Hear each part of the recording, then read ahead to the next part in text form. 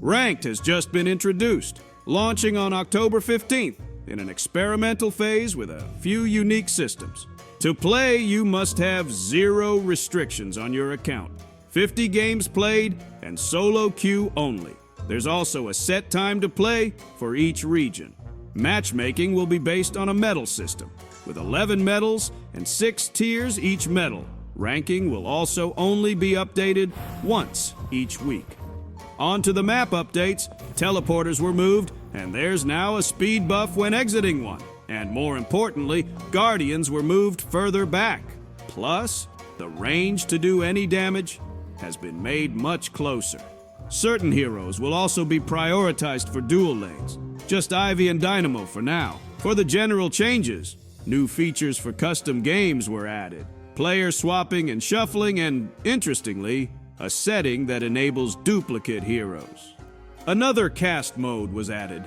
Quick Cast acts like instant cast, but it activates on release of the key. Input buffering was added too, and lets you use abilities while casting, instead of the new input being dropped.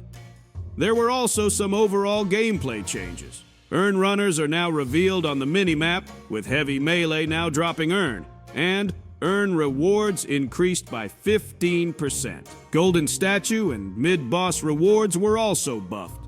And Guardians also take less trooper damage and do more damage to players. On to hero changes. For Abrams, health growth per boon was increased, but base health decreased. And seismic impact now allows some slight movement. Bebop got some major overall nerfs to his sticky bomb, hyper beam, and hook. Enemies can now hide from Bebop's hook behind their troopers. Dynamo's ult cooldown, early game got nerfed but buffed late game. Talon's spirit scaling was tweaked, scaling with bullet damage instead of fire rate. And move speed spirit scaling removed. Hayes got buffed overall with changes to her fixation and bullet dance. Her ult now granting 2 targets hit per shot. Infernus Catalyst got nerfed early game but buffed late game. Ivy got a few fixes and a new melee animation. Lady Geist got nerfs to her Malice but got an interesting buff with life drain now alt castable on allies.